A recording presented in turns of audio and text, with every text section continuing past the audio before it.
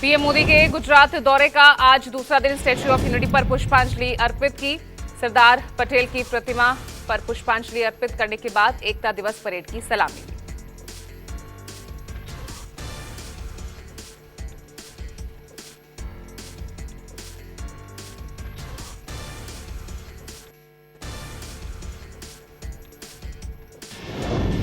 दूसरी ब्रेकिंग, केंद्रीय गृह मंत्री अमित शाह भी गुजरात दौरे पर। सालंगपुर में कष्ट भजन देव हनुमान मंदिर में नवनिर्मित 1100 कमरे वाले यात्री भवन का करेंगे उद्घाटन।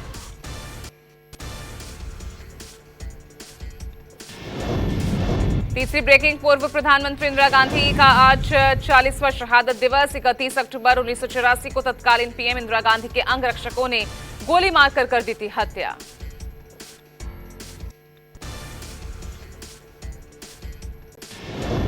चौथी ब्रेकिंग, जम्मू कश्मीर सरकार आज जेके केंद्र शासित प्रदेश स्थापना दिवस समारोह मना रही है। सीएम उमर अब्दुल्ला और उनकी पार्टी नेशनल कॉन्फ्रेंस के साथ साथ कांग्रेस ने भी बनाई समारोह से दूरी। उपराज्यपाल मनोज सिन्हा स्थापना दिवस समारोह में होंगे शामिल।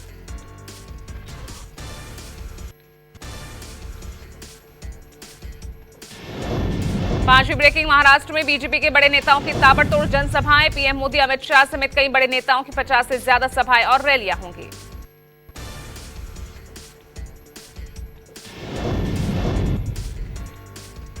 महाराष्ट्र में अमित शाह 20 रैलियों को संबोधित करेंगे। उत्तर प्रदेश के मुख्यमंत्री योगी आदित्यनाथ महाराष्ट्र में करेंगे 15 सभाएं। नितिन गडकरी की 40 सभाएं होंगी।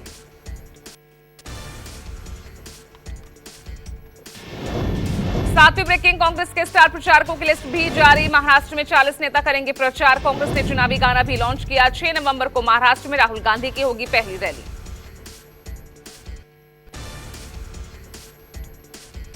आठवीं ब्रेकिंग, एमएनएस प्रमुख राज ठाकरे का बड़ा दावा। राज ठाकरे ने कहा, महाराष्ट्र में महायुति की सरकार बनेगी और सीएम बीजेपी का होगा।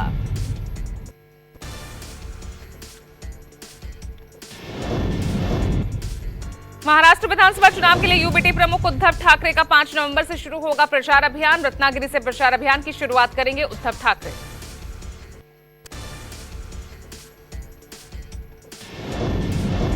10वीं ब्रेकिंग, महाराष्ट्र चुनाव को लेकर कांग्रेस प्रभारी रमेश चेन्नीथला ने कहा, एमवीए में सब कुछ ठीक है। एमवीए में कहीं भी फ्रेंडली फाइट नहीं होगी।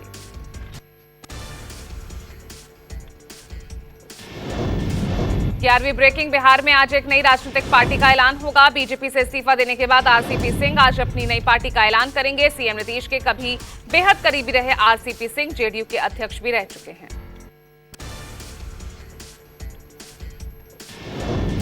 12वीं ब्रेकिंग, यूपी के डिप्टी सीएम केशव प्रसाद मौर्य का यूपी उपचुनाव को लेकर बड़ा दावा। मौर्य ने कहा, उपचुनाव में सभी 9 सीटें जीतने के साथ ही 2027 में भी प्रचंड बहुमत का दावा किया।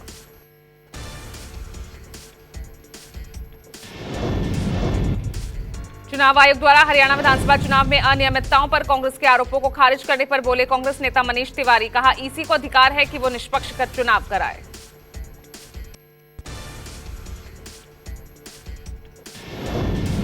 पुंछ, जम्मू कश्मीर, भारतीय सेना की रोमियो फोर्स के जवानों ने अपने घरों से दूर 8000 फीट की ऊंचाई पर पीर पंजाल रेंज के पहाड़ी इलाकों में मनाई दिवाली।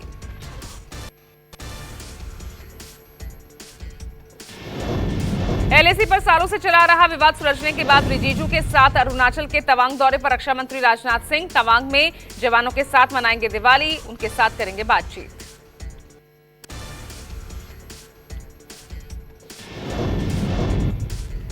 लखनऊ के श्रीनगर में स्थित स्क्रैप यार्ड फैक्ट्री में भीषण आग लगी। दमकल की गाड़ियों ने कड़ी मशक्कत के बाद आग पर काबू पाया।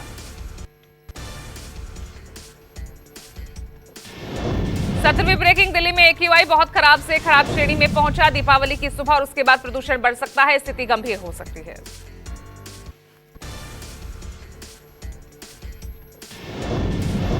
और 18वीं ब्रेकिंग, सलमान खान को धमकी देने वाला आरोपी गिरफ्तार। 2 करोड़ की मांगी गई थी फिरौती। आरोपी को मुंबई पुलिस ने गिरफ्तार किया।